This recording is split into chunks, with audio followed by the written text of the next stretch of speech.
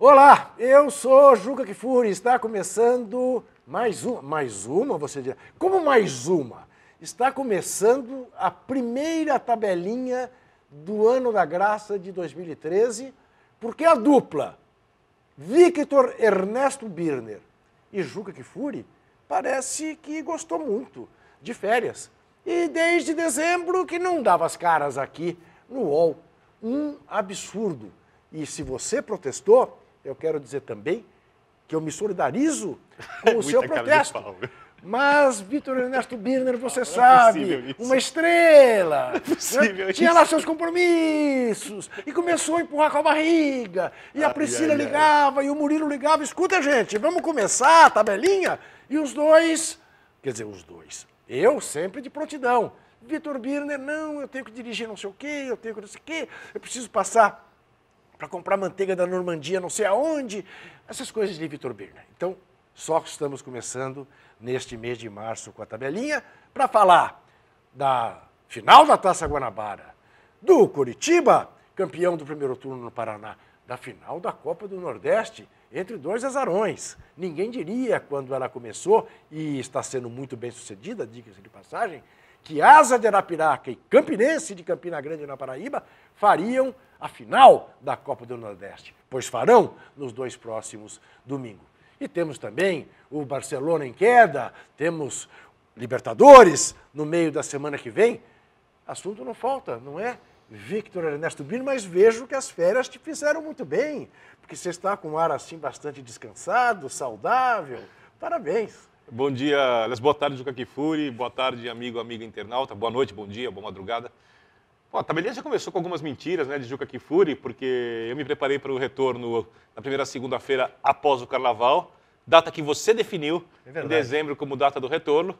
Você não quis comparecer, alegando que teria que ir para Cartagena semana passada, ou seja, segunda-feira você não estava aqui, eu estava disponível. Agora, me contaram uma coisa muito interessante, que o senhor já havia ido para, digamos assim, a burguesa cidade colombiana, né, porque é um dos lugares mais refinados do país em questão, e que você sofreu uma fratura, né, na clavícula, alguma coisa assim, caiu na rua, e as pessoas que passavam olhavam, não, o Juca Kfouri com uma fratura na rua, com uma fratura, caído. O que aconteceu? O senhor está com osteoporose por causa da idade? Que absurdo, né? Que absurdo, né? É o típico caso de quem ouviu o galo cantar e não sabe aonde. Sabe o que eu fiquei imaginando? Você, lá perto da sua casa, do shopping Pátio Higienópolis, você sofreu o mesmo tipo de acidente? Causa uma comoção. Lá, geralmente, tem gente em situação ruim de vida pedindo esmola e tal.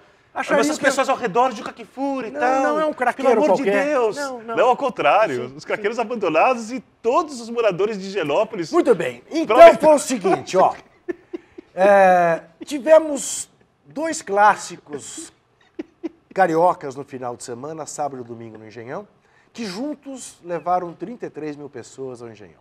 17 mil num, 16 mil no outro, pagantes. Tivemos um clássico, o primeiro clássico centenário do futebol de São Paulo, Santos e Corinthians, no Morumbi, 17 mil pessoas, no jogo do embate, o primeiro embate entre Neymar e Alexandre Pato. No Morumbi, sozinho, cabem 72 mil pessoas. Mais do que o dobro dos 3 jogos somados neste fim de semana no eixo Rio-São Paulo, que é o eixo, digamos, mais populoso em termos de torcida de futebol do Brasil. E mais rico. É verdade que em Londrina, o jogo que decidiu para o Coritiba o primeiro turno do Campeonato Paranaense, tivemos 30 mil pessoas, né? A torcida do Londrina e os londrinenses reclamando muito que o Coritiba teria sido favorecido na vitória por 1-0, o gol do Alex, num contra-ataque de um lance que teria havido um pênalti. Eu não vi nada para poder opinar. É verdade também que mais um repá no Campeonato Paraense levou 40 mil pessoas lá em Belém. Decisão do primeiro turno. Exatamente. E quem ganhou? Paysandu. 2 gols do zagueiro Raul. Raul, qual Raul, Vitor? Zagueiro Raul. Ah, você não sabe também? Não que eu conheço. E tivemos... Ficou louco quando fez os gols. Imagina um zagueiro, faz 2 gols. Imagina. Ou aos 40 e poucos minutos do segundo tempo. E tivemos na Copa do Nordeste, o que não me surpreende, porque há anos que eu defendia a Copa do Nordeste, há anos que eu incentivava os times do Nordeste a levarem adiante as ações judiciais contra a TV e contra a CBF pelo fato de ter interrompido uma experiência. Como defende o Rio São Paulo e o Suminas há muito tempo. Exatamente. Também. Né? Eis que 52 mil pessoas foram ver a vitória surpreendente do Asa sobre o Ceará no Castelão. Só não foi o maior público do ano porque na reinauguração do Mineirão houve um público um pouco maior do que esse. Mas dá a medida, né, do sucesso da Copa do Nordeste. E imagine você, estamos falando sem nenhum preconceito, de dois times do segundo escalão do futebol nordestino. Sim. Imagine se é uma final Bahia Esporte, se é Vitória e Santa Cruz, se estamos falando desses gigantes em matéria de torcida. O Ceará é um gigante de torcida. O Ceará também é um gigante, mas perdeu, né? Sim, perdeu pro Asa. Como o Fortaleza perdeu pro Campinense. O que se previa era uma final, já imaginou? Ceará e Fortaleza? O Castelão tem que ter dois. Né? Impressionante. Mas, enfim, o fato é que a média de público do mata-mata na Copa do Nordeste está acima dos 16 mil, quer dizer, mais do que a média do Campeonato Brasileiro do ano passado. E desconfio maior do que a média de qualquer campeonato estadual da mesma região. 8 mil pessoas, em média, o campeonato inteiro até aqui, maior do que o Campeonato Paulista, o Campeonato Carioca, qualquer campeonato. Qualquer campeonato. Né? É uma experiência para ser aprofundada, sem dúvida nenhuma, essa Copa do Nordeste. Né? Agora, há quanto tempo que a gente falava nisso? Né? Nossa, precisou? Há muito tempo, né? Até porque os clubes, combinado com federações, derrubaram o torneio Rio-São Paulo, que se não era empolgante, sim, como imagino que foi no tempo em que eu não pude ver porque não estava vivo, no mínimo, ao invés de você assistir um São Paulo e Penapolense, e nada contra, simpático time de Penápolis, nada contra mesmo, sim, o torcedor poderia assistir um São Paulo e Flamengo, poderia assistir um Santos e Botafogo. Sabe? Até porque, provavelmente... Você, né, você traz a tradição à tona, né? A história do futebol brasileiro e permite que um dia o campeonato estadual, paulista, carioca, seja rentável, não tão rentável quanto campeonatos de grandes torcidas, porque os times pequenos vão ter o estímulo de ganhar os campeonatos contra os times pequenos, porque esta é a realidade. Você jogar aqui, por exemplo... E o Penapolense não terá de jogar contra os reservas do São Paulo em Penápolis. Sim. Mas isso, até isso. Não, é que as pessoas acham que isso é elitista, eu discordo completamente. Ao contrário, a favor dos times de massa e dos times do interior. E defendendo os campeonatos estaduais. Poderem jogar o ano inteiro, poderem viver o ano inteiro do seu campeonato estadual. É que eu sempre faço uma metáfora, ela pode não ser apropriada, mas eu gosto dela. Eu, para ser feliz financeiramente, eu não preciso de um barco. Sim. Eu não preciso comprar um avião. Sim. Eu preciso de um apartamento, 70, 80 metros, próprio. Um carro com 4, 5 anos de uso, para mim está ótimo.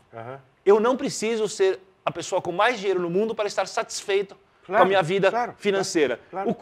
O time de futebol não precisa ser o Barcelona para estar feliz. Isso. Sabe, o futebol é muito maior do que o ápice dele. É isso. É um todo. É isso. Né? E aqui se vende tudo de uma maneira elitista, com discurso de defesa aos pobres. É demagógico, porque são eles que mantêm essa estrutura de poder falida, né, de eleger presidente de federação e presidente de CBF. Mas Victor Ernesto Birner, sempre sábio, né, pegou um exemplo no ar, citou o time da Catalunha, que é assunto para a nossa chuteira de ouro e para o nosso perna de pau. Veja lá.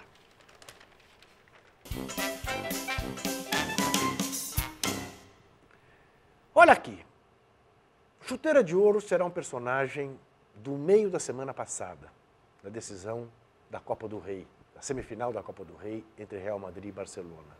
O argentino Di Maria, que foi assunto em todas as redes sociais durante 3 dias, pelo drible que deu no símbolo do Barcelona, um dos símbolos, no zagueiro Puyol. Uma homenagem ao futebol arte, né? O drible seco que faz sentar o zagueiro Puyol.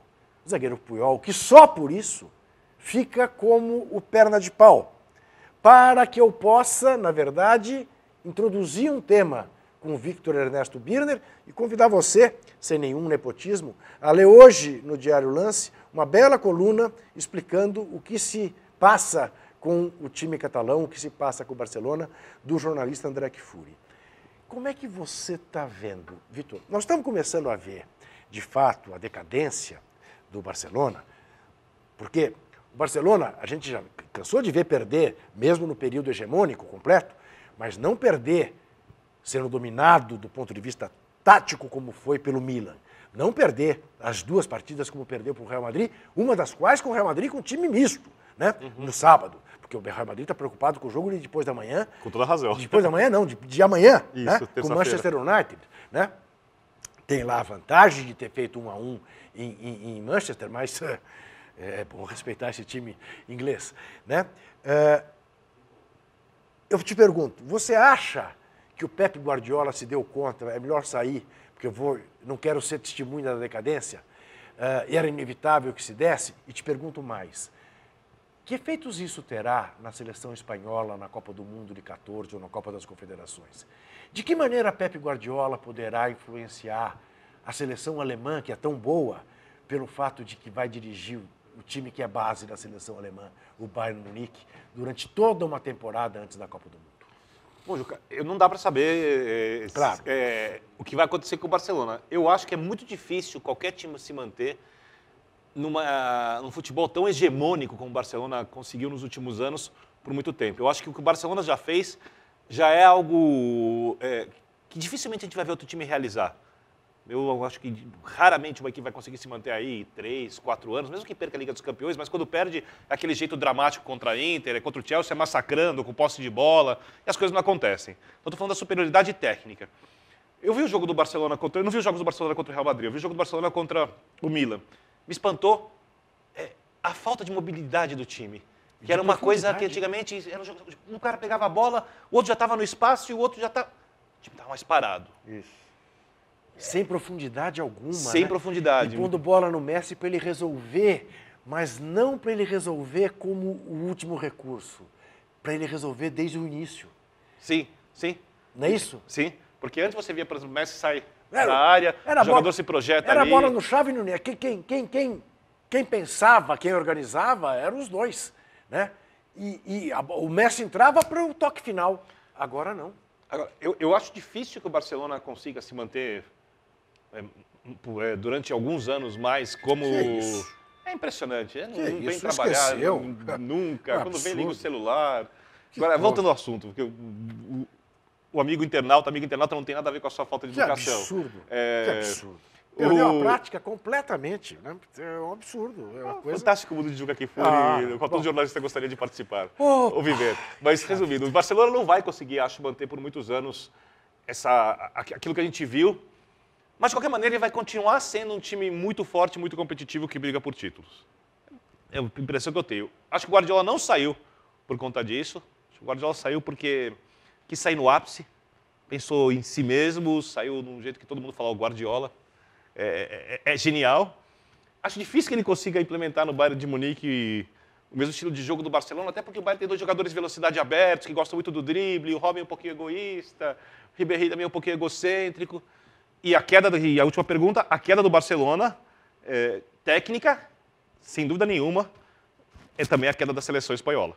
Que também vai continuar brigando pelos títulos. Até porque não tem nenhum... Aliás, eu acho que a Espanha ganhou o campeonato da Copa do Mundo, vai ganhar a Copa do Mundo jogando futebolzinho sem graça, pequenininho, com de arbitragem no jogo lá também, não foi convincente. Tá. Diferente do Barcelona. Muito bem. Então tá aí o diagnóstico do professor Victor Ernesto. Aliás, Copa do Mundo, ninguém joga futebol há muito tempo.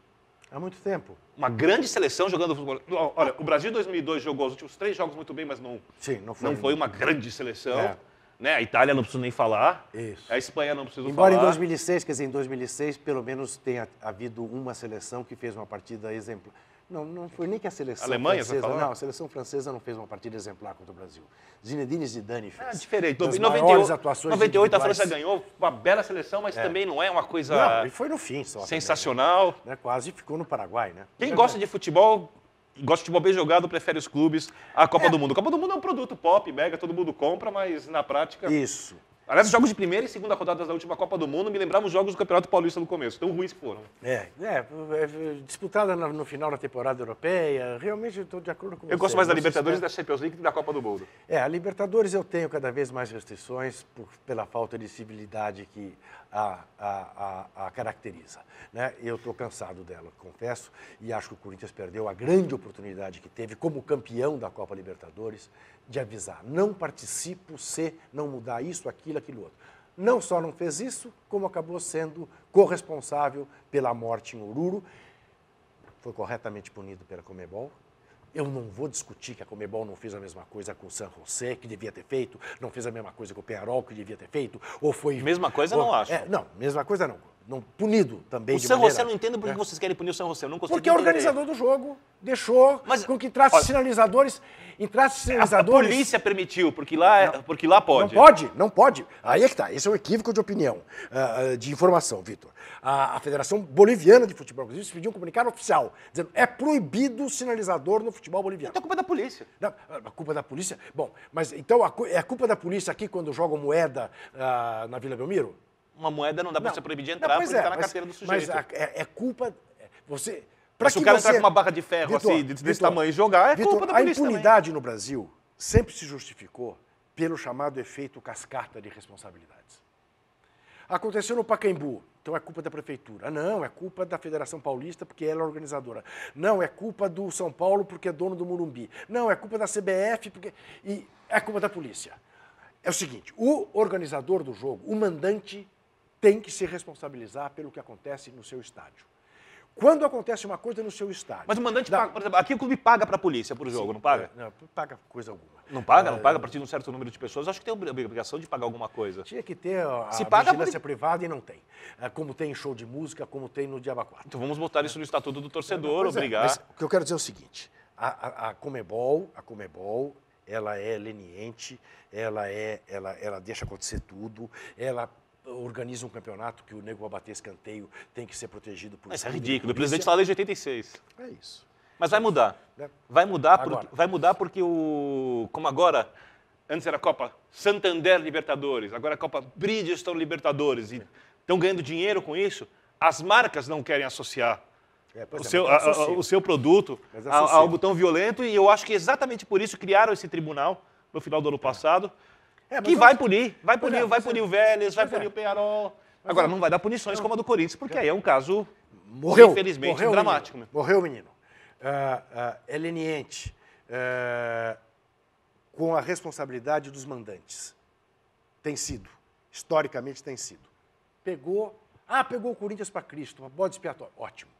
Comece daí. Comece daí. Que isso não se repita nunca mais. E se repetir, a mesma punição. Não tem escapatória. E não é uma questão de discutir se é justo ou se não é justo.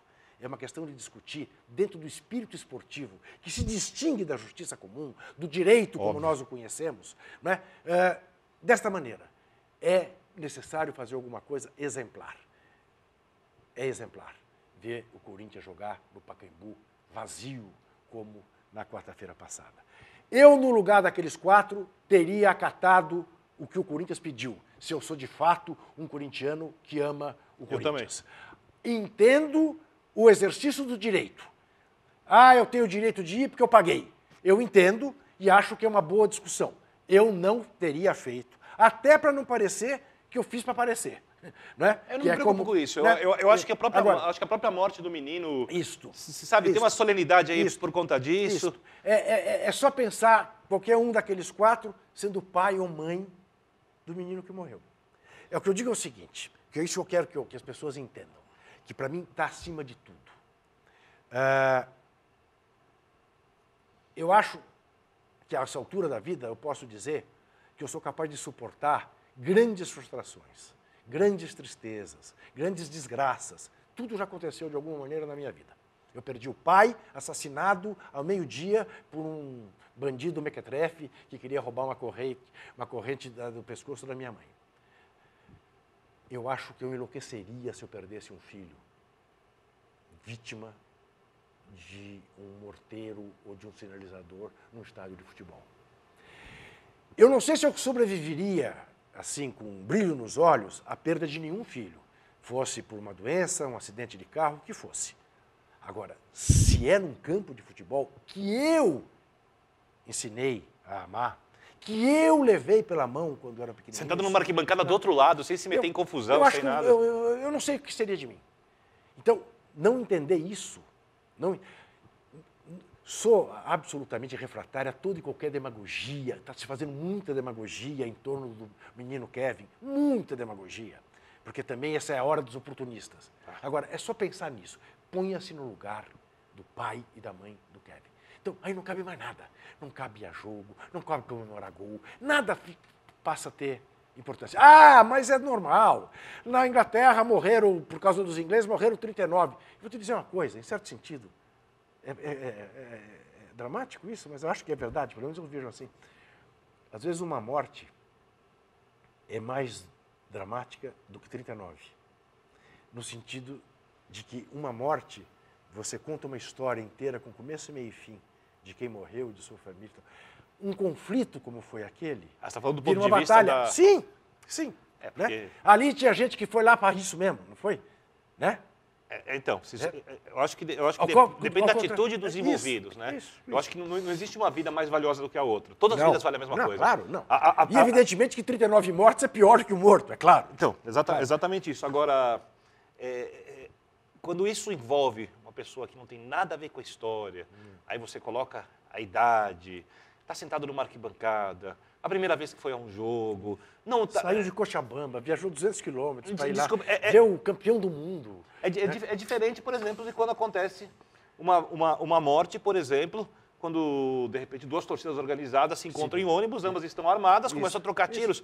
É óbvio, é dramático, não é para acontecer.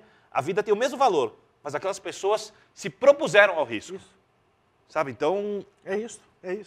Do ponto de vista da isso história... Isso revela também, né, a absoluta ineficácia, desdém das autoridades brasileiras, do governo brasileiro, né, que há anos diz que vai lidar com esse problema e não sabe lidar, e não consegue lidar, e arquiva as coisas que são feitas. Essa que é a verdade. Eu acho que, Juca, esse é um problema muito sério. As pessoas, boa parte do governo, e a gente fala das federações e da Conmebol, elas tratam o assunto de uma maneira formal e não de uma maneira humana. Não. Parece que elas não se incomodam, não se doem com o drama humano, sabe? Elas estão preocupadas com o produto, com o negócio, com a explicação para a sociedade. Isso. A vida do indivíduo parece que para elas... E aí a gente exporta a violência para a Bolívia. Não é bonito? Né? A gente exporta a violência para a Bolívia do jeito que exportou, aí o ministro faz lá um protesto, diz que exige punição e tal, e daqui a pouco não se fala mais do assunto. Isto é que nós não vamos permitir que aconteça. Nós vamos falar do assunto o tempo todo, porque este é um assunto que não pode morrer como morreu o menino boliviano, lembremos, de apenas 14 anos de idade. Diante disso... E morre toda hora, viu? Na Argentina, todo final de semana. Agora mesmo, né? Teve agora o jogo do Gimnasia La Plata, teve morte também por conta de tiroteio contra o Neva Chicago. Complicado. É isso. Vamos ver a nossa bola de cristal.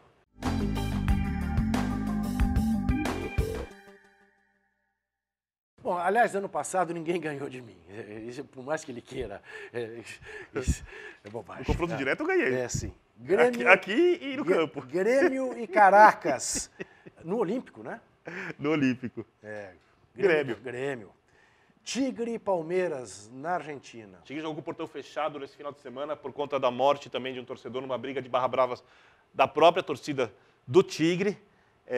Tigre ganhou o jogo por 2-1.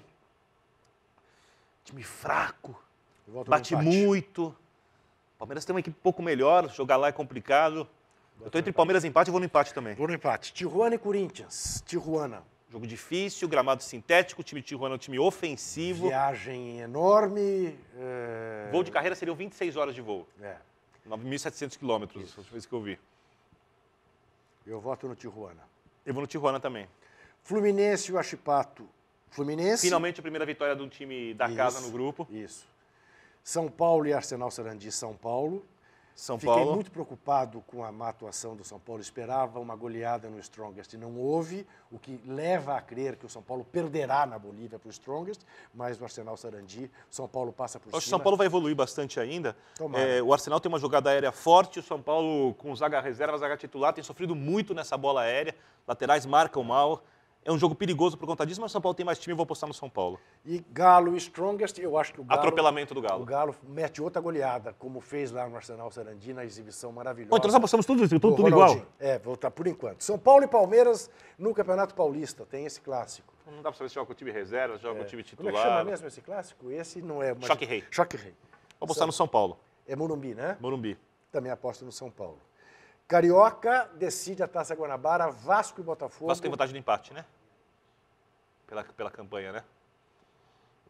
Eu voto no Botafogo, acho que é o melhor time que o Vasco. Eu voto no Botafogo também. Acho que o Seedorf será campeão.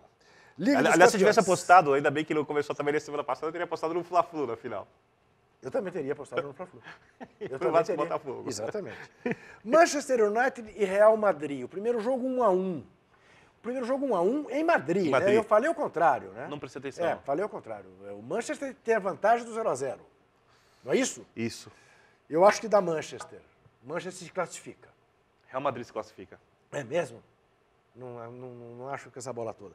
PSG e Valência. Manchester está sobrando no campeonato inglês, mas... PSG e Valência. Como é que foi o primeiro jogo em Valência? PSG ganhou de 2-1. Acho que ele classifica. Também acho que o PSG classifica. 2-1 primeiro jogo, não dando branco. Branco é a técnica do Guarani. Não? Não, aqui tá me dando branco, você entendeu. Ah, tá te dando branco. E o nosso Neymar? Tá simulando muito pênalti? Continua? Mesma coisa. Eu já falei, a culpa das simulações do Neymar é sua. Minha? Sua. Eu sou culpado. Sua, do Arnaldo César Coelho. Do Arnaldo. Sua, de boa parte das pessoas que encostam. Não, o Galvão Bueno não tem essa coisa da falta desesperadamente. Não. De quem fica falando que tem que proteger jogador. Tem. A regra do futebol é a regra do futebol. O futebol permite o certo contato físico e aqui no Brasil o Neymar foi crescendo com os árbitros marcando. Aliás, o Neymar não, todo segundo atacante de velocidade, todo cara que dribla bem, marcando falta por qualquer coisa. E ele continua fazendo o que sempre deu certo.